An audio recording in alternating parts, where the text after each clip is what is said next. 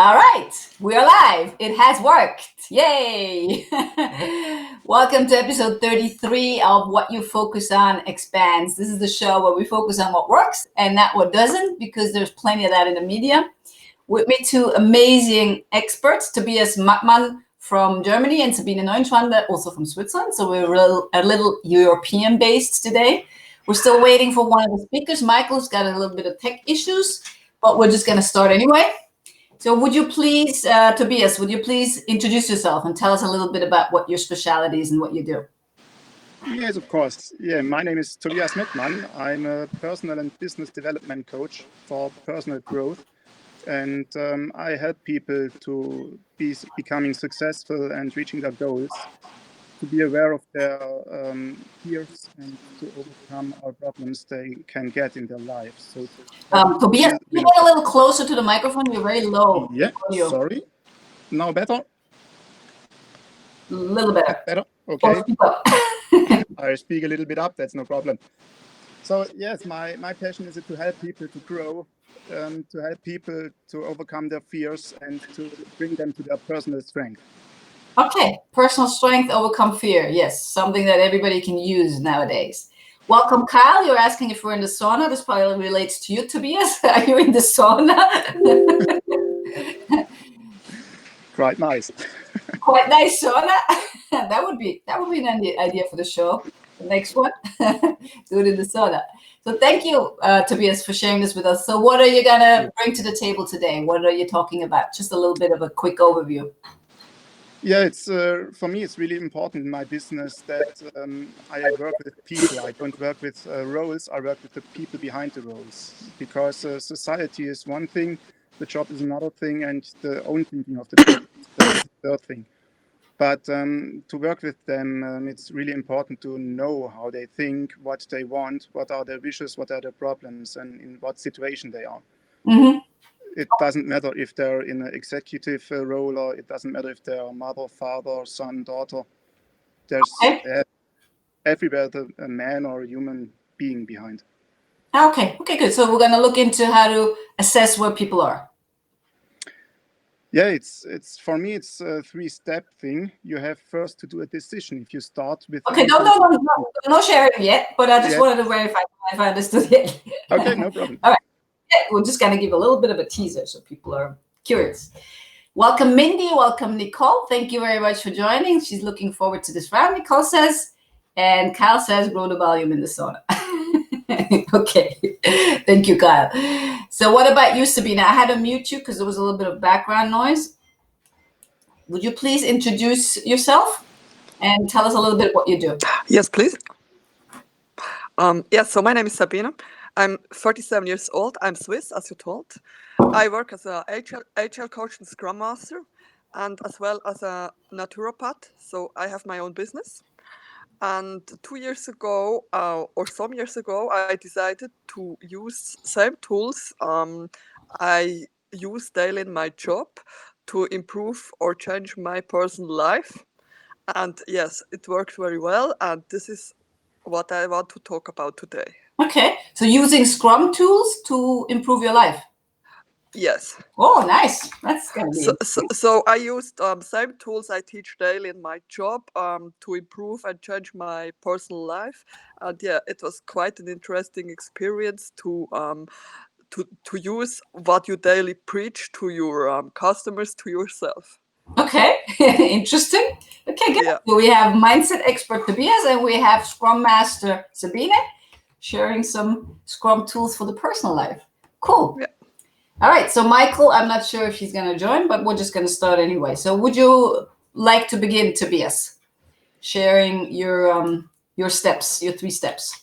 Yeah, for me, there are 3 steps to being successful and to reach the person you want to be, or everybody or somebody want to be.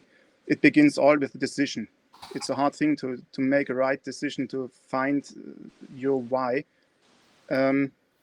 But for the decision, you have to be aware of many things. It's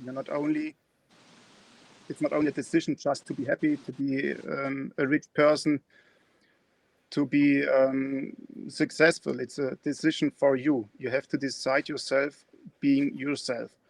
And then you can start with working on yourself. You can start with the awareness of yourself, with a self-responsibility in life, in job, or in maybe in results. And it's really important to find your personal clarity. Okay, how do you do that? How do you do that, Tobias?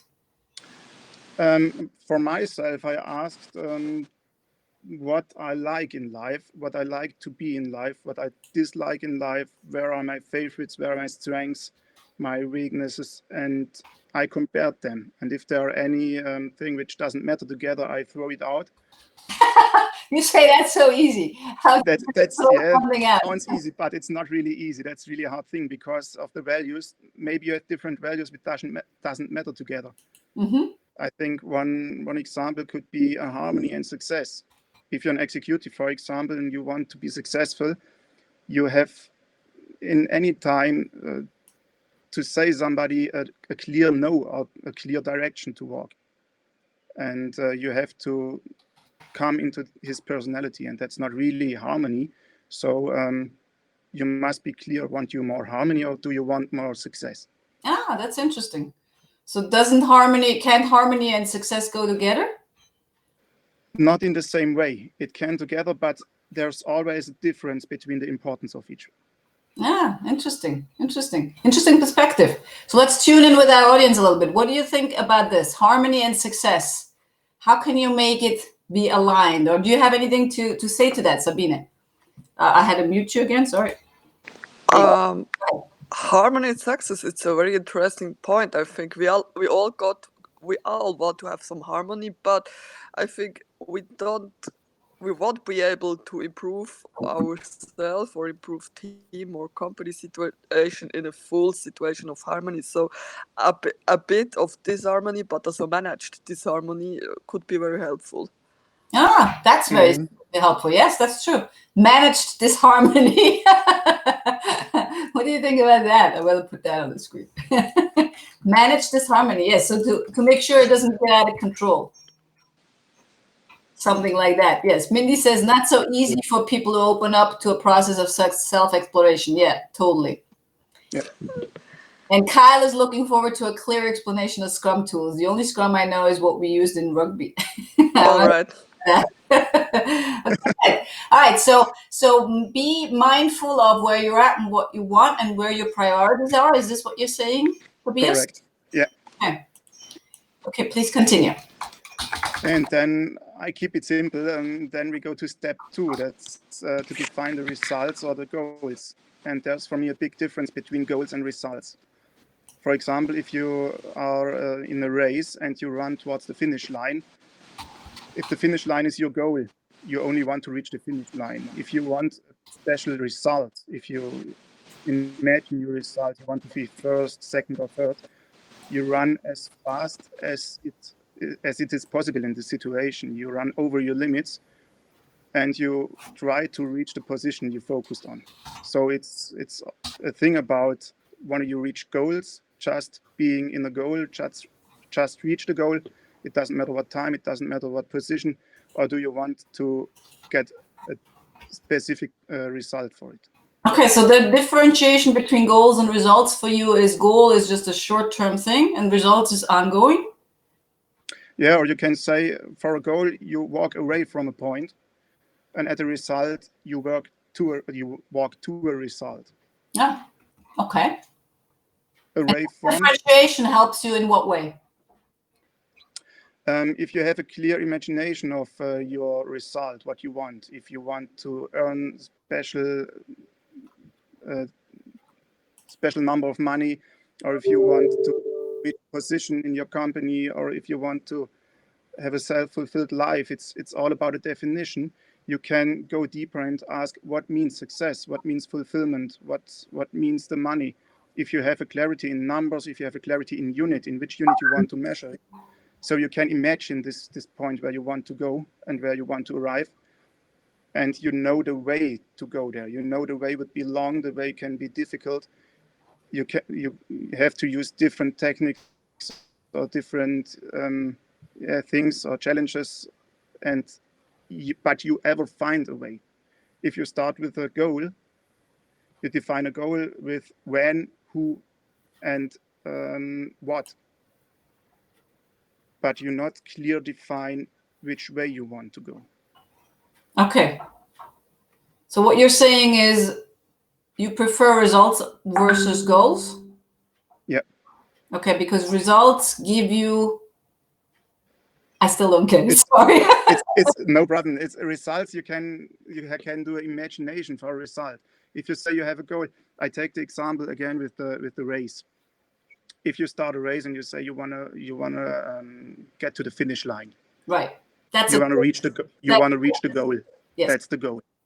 Then it doesn't matter for you which position you reach, which time you need, and if you're the last, if you're the first, that doesn't matter for you. Okay, so the goal is just the goal. It's not... It's a goal. You barely winning. Yeah, correct. Okay. And if you point on a result, you want to reach a special position. Also, so results are much more specific than goals. Yeah, you want to use only needs a special time, maybe 3 hours for marathon or something like that, and you say that's my goal, my result I want to reach. The goal is to arrive at the finish line, and the result is the time you need. Okay, good. So what you're saying in step 2 is that you need to be very specific. Yeah. With your well, some might still call them a goal, but what you're saying is needs to be measurable and specific. Okay, good, very good, thank you. Hello, Marlis, and hello, Alexandra. Nice to see you too, online at least. Okay, good. What's step number 3 then? Number 3 is just a little step, but it's a step with high importance. It's focus. And if you take the first letters of this word, you can say focus on course until success. So if you have in mind where you want to go and what you want to reach, I say you will never lose it and you will never pass by. So you can always get in the right direction. Just focus. Focus. Okay, very nice. Name of the show. What you focus on expands. Thank you very much. So step 1, make a decision. Get rid of what doesn't serve you. Step 2, set some measurable results, types, goals, or whatever you want to call it. I'm still not completely around. Depends on the situation. Yes. And step number 3, focus on it. Thank you very much. And I think in light of that, it's also important to just focus on few things, not 15,000 different things at once. Correct. And I think in this time, it's very important to focus because there are things you can change, there are things you cannot change. Yeah. And you should focus on the things you can change because that's the thing you have in your own hands and you can work with. Yes. Thank you very much for sharing this. If you have any questions for Tobias, please put them in the comments. And Michael has managed to log in. Yay, technology is working. Welcome, Michael. Good to see you. Okay, let me take this off. It's covering your face. All right. Michael, please. I had to mute you because there was background noise. Please introduce yourself and tell us a little bit what you do. Thank you. Apologies for the delay. My name is Michael Hardtmann. I am residing in Germany right now, and much like I understand what Tobias was doing, I caught just a little bit, Tobias, of what you were saying, is that I am a facilitator and a coach, helping people find the right options and the right way for themselves. And I've been struggling a little bit through the COVID crisis, but it's also been a great turning point for me. And that's what I'd like to talk with you about today. Oh, about the turning point. Okay, nice. So you're saying helping people. What kind of people are you helping, Michael? Most of our clients are corporations, and we work with young leaders within those organizations. But fundamentally, we work with just about any kind of people, anyone who says, I'm in the business world and I'm trying to make the best out of things. We say our focus is the people side of business. People side of business. Ah, I like that. Nice. And when you say we, you're working with other people? I have a partner with whom we co-founded the organization. Then we have a network of about 20 or 40 coaches and trainers around the world that we connect with when we need those resources.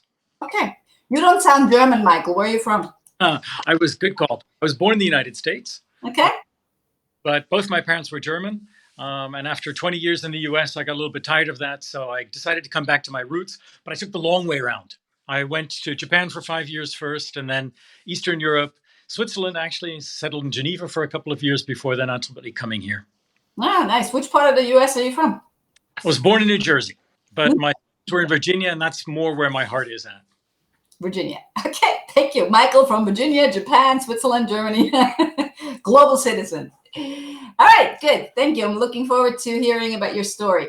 So Sabine is going to share with us today, so you missed that part. She's going to share with us Scrum tools that that she's applying to improve and change the direction of her life. Okay. For the better. So please, Sabine. Oh, wait, you're muted again. Because somehow there's a little bit of background. Okay. Yeah. Yes. Yeah. So I'm gonna start a bit about Scrum, because it was asked in one question, what are Scrum tools not used in rugby? Scrum tools for coaching, IT project management, whatever. So in general, I work as a Scrum Master since now around 10 years. And yeah, what's a Scrum Master? A Scrum Master is working in a so-called HLIT team, for example, with developers and programmers. And as a Scrum Master, I need to have a look at the framework. So Scrum is the name of the framework in general, is more or less properly used.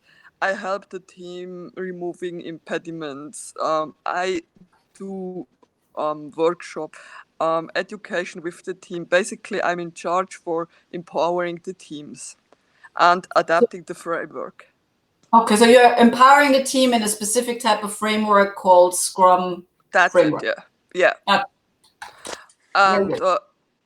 And Scrum is most used in complex situations like software development. So like this may be a similarity to rugby. And so this is where it's come. So I have a strong IT background. Sabine, if I could interrupt, Scrum is part of the agile approach to business, correct? Right, that's it. It's one of the business approaches from HR. That's right.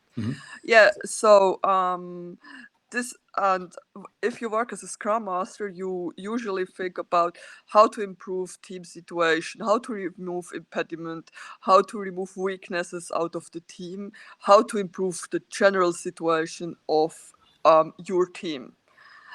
Yeah, well, so in summer 2018, I found myself in a very bad situation, having issues like family issues, health issues, some issues with alcohol, whatever.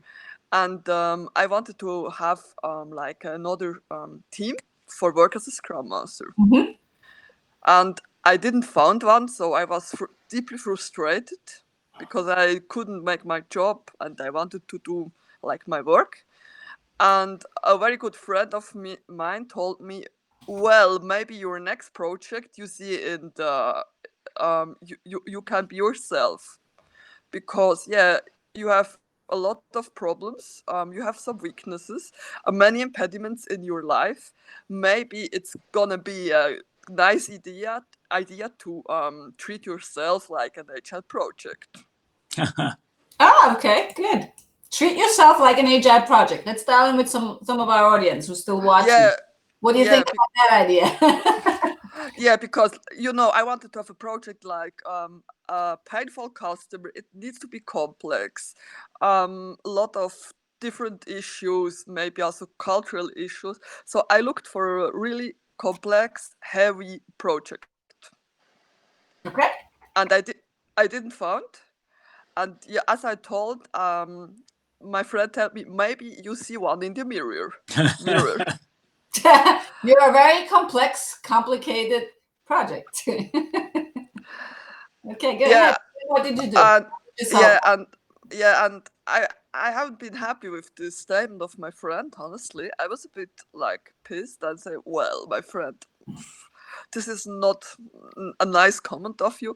But yeah, one day later, I noticed that maybe he could be right. Okay, go ahead. And what did you do to turn this around? Yeah. So I decided to treat myself like the project and the customer. And I think, well, what would you do with such a painful, complicated customer? without any scope, without any idea, with a lot of issues. And how would you manage that as a project manager or Scrum Master, you name it? Because you need to remove impediments. You need to empower the system. Yeah, you need to do all what you do in your daily work. Mm-hmm. Yeah. Marlis is saying you had a real friend there. Thank you, Marlis. Yeah. True friend, yeah. Yeah. That's how Yes. one is sugarcoating things. Yeah, so I did I made same like in HR project. So I was thinking about well, what the hell would you do with this customer? And I made a setup, like a project setup, Mm-hmm. and I started to work at this project. Like I had my sprints. Okay, so Sprints is time out, Sabine, when we don't know about sprints, or most of the audience might not know. Can you give us the simple steps of how do you do that in a Scrum project? How do you analyze and then assess and then solve? Hello? Yeah. Can you hear me? Yes.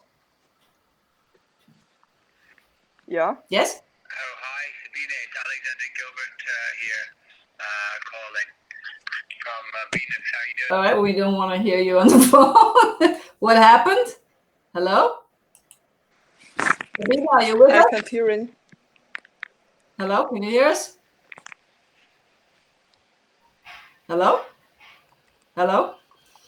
All right, so until this is fixed, over to you, Michael. Okay. Your story, please. All right. I guess here in Germany, the impact of COVID started beginning of, no, actually it was end of March. And as a trainer, I saw most of my business evaporate overnight.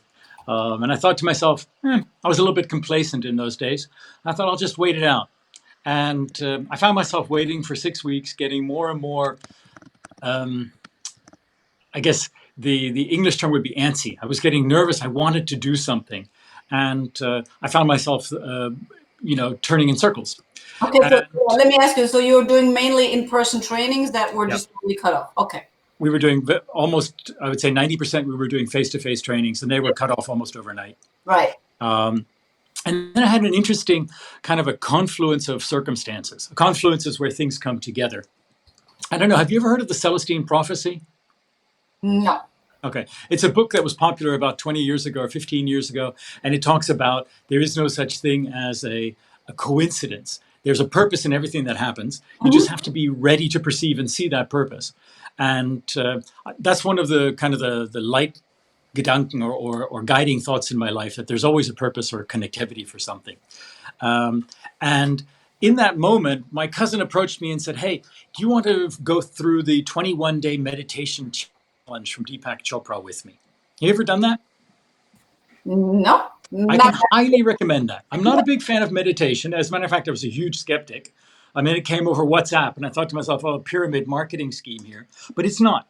There's actually quite a lot of good stuff in there to allow you to self-reflect on abundance and the fact that you are the source, an endless source, ultimately, for your own benevolence, your own abundance, and your own satisfaction. And that was turning in the back of my mind.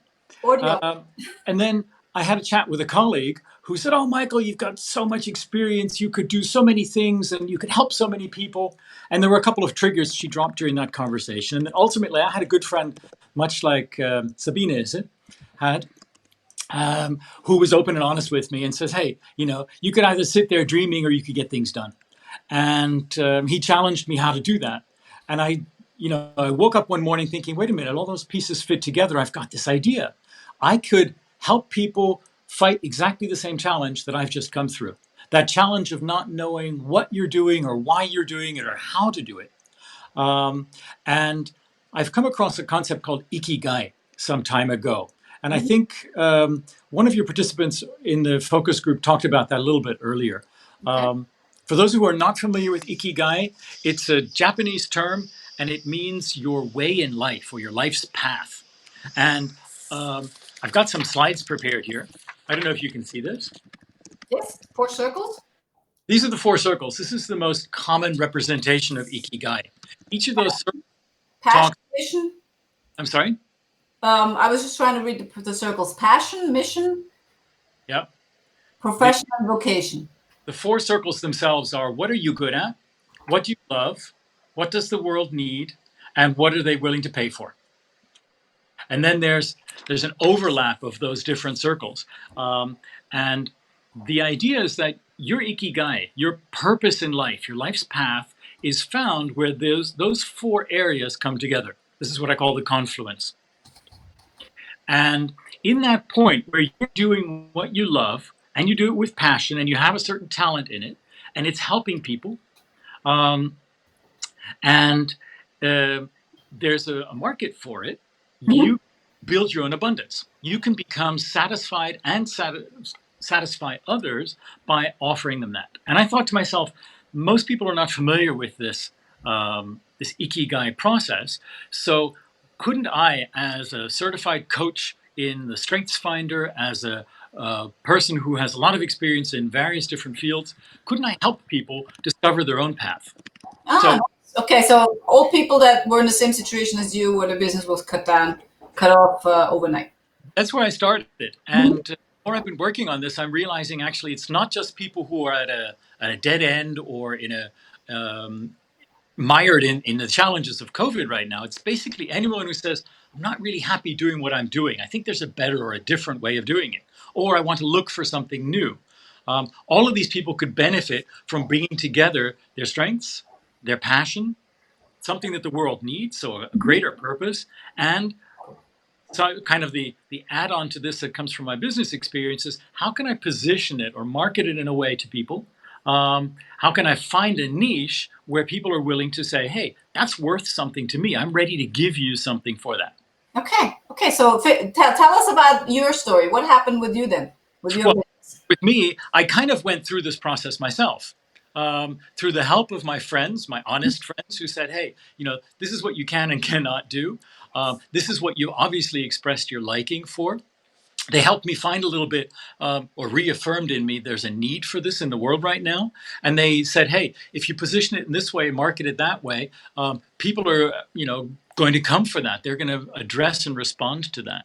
So literally, I coached myself through this process, and then I built up the personal purpose coaching as a model that says, there's 4 sessions of coaching. The first one focuses on your strengths, and it's guided by something like the Strengths Finder or an MBTI. One of those. Strengths Finder, you mean? Yep, the Clifton Strengths Finder. So that one looks at, what are you good at? What are your native talents? Then there's some homework in between. And in the second session, it's looking at, what are you really passionate about? What do you love doing? What is it that fires you up so that you get into the flow? And you no longer notice time passing, and you're at an extremely high level of performance in that. So there's a series of exercises and questions we go through with that. And then in the third coaching session, again, some homework in between, is to look at, how can I take what I'm good at and what I love, and put it together in a context where it meets a need that the world at large or a specific part of the population or a business unit has. And then we explore, what are the alternatives and the options there? And then the last session, we say, okay, how can we turn that around into something marketable, something saleable? Either in the sense of finding that person the right job, positioning it in terms of a market concept or an approach or a proposal, maybe even just evaluating, how do I do what I'm doing in a way that's different, that allows me to be satisfied while still achieving the goals the organization expects from me. Yes. Wow, that's nice. Yes. This is not a tool to make people change their jobs. It's a tool to help people become satisfied in their jobs, whatever that might be. Yes. Marlis is saying, bring strength together for a certain niche. Yes, exactly. Absolutely. Absolutely, yeah. And it's not enough to just have your strengths. It's great when you're good at something, but if that doesn't really fire you up, you're not going to put as much energy into it or get as much energy back out of it. If the passion is missing, it's not the same. Yeah. 100%. Wow, that's nice. 4 steps, 4 sessions. And that's something that anybody can self-coach themselves through. Absolutely, they could. Yeah. Discipline, hopefully. And once you've got the framework and the idea, there's nothing that would stop you from doing it on your own. I'm hoping that having someone who has some experience or some insights or maybe a different point of view, or is as tough a friend as Sabine was mentioning, then that might add some value to that.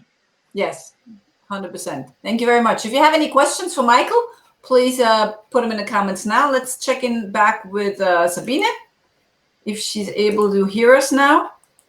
Sabine, can you hear us now? Sabine? Sabine? Probably the phone call before interrupted the technology part of this. So we'll have to put that to another session. We're going to learn about the Scrum tools, what they exactly look like, and how to apply them to your own business and life. All right, Katie Hendricks, hello. And Marlis says hello, Katie. That's nice of you. Next time we're going to bring them all on. If you have any questions, put them in the comments now. And let's, today is Monday, so let's start the week with wrapping this whole thing up with the word of the week. What would be your word of the week, Tobias? And let's put them on the screen here.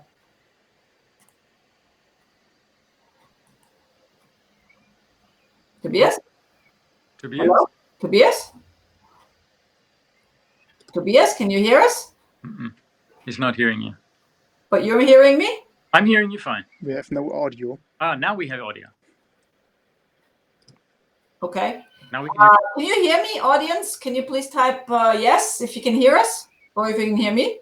That would be helpful. If I continue to speak and there's no audio. Tobias, you can't hear me?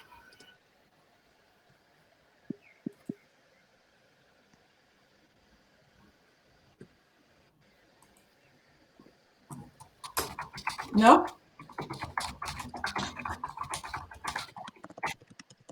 Okay, very strange.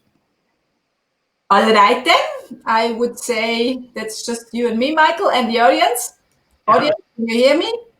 Marla says passion. All right, obviously she can't hear me. Loud and clear for 2 out of 4. Right, thank you, Kyle. All right, I don't know what's going on here, but we're gonna just use whatever we can. So Marla says this is passion. All right, so obviously what you said resonated, Michael. Yep, apparently. I'm glad to hear that. What about your word? Oh, I'm struggling between purpose and ikigai, but since they mean the same thing, I'll go with ikigai. Ikigai. Okay, good. Not everybody will know what that is unless they watch the show. But Then you can put life purpose in brackets. Life purpose.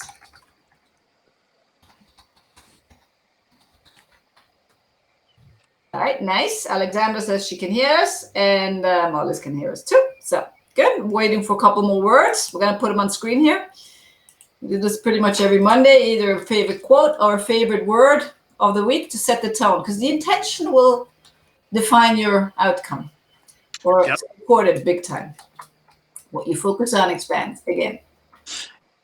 And it's funny, Natalie, that message resonates really well with me because part of Deepak Chopra's message in that 21-day meditation challenge is around what you focus on is what grows and develops and builds. And if you focus on the good side of things and what you can offer, that will come back to you in spades. Yes, yes. And Tobias also had focus in his 3 steps. Kyle is asking ikigai. No, not ikigai. Watch the replay if you didn't catch that. It's spelled, look at the comments. I don't remember how I spelled it. Spelled differently, not ikigai. All right, purpose. So mine would be,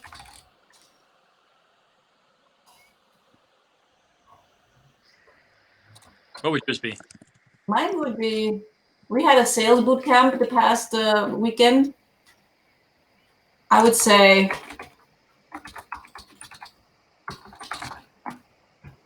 mine would be fulfillment. That's key to anyone's satisfaction, isn't it? Yes. Fulfillment in terms of fulfillment of what the customer wants. We had a lot of interactions with the participants, and it was all about selling like a coach, not selling like a used salesperson. And it's all about fulfilling what the customer wants and finding out what they want. And then it goes into your subject, Michael, as well. Yep. All right. Kyle is just joking. That's good. He's always joking. Kyle, we're waiting for your word of the week. And then we're going to wrap this up. Katie, word of the week. Tiffany, word of the week. Mollis already gave hers. So next show will be on Wednesday, and I'm not going to say anything about it, but just know that it will be a special show, and we've never done the show that way. Okay. It will be very special, a big lesson, and it will be fun. And it's, well, let me just say it's going to be special. So Kyle does not have a word. He can't decide. Tiffany's is joy. Thank you, Tiffany. All right. So this wraps it up. Thank you very much, guys. Sorry about the tech issues. I don't know. I'm not sure what happened. This is a new tech issue. People can't hear. And yeah, super helpful tips. And I'm glad that you were here and glad that you shared those tips with us. And thank you, audience, for being here. Alexandra, Kyle, Tiffany, Marlis, Katie, whoever else is on there that has not voiced themselves. And looking forward to seeing you on Wednesday. Have a good start of the week. Yep. Take care. Bye-bye. Life to the full.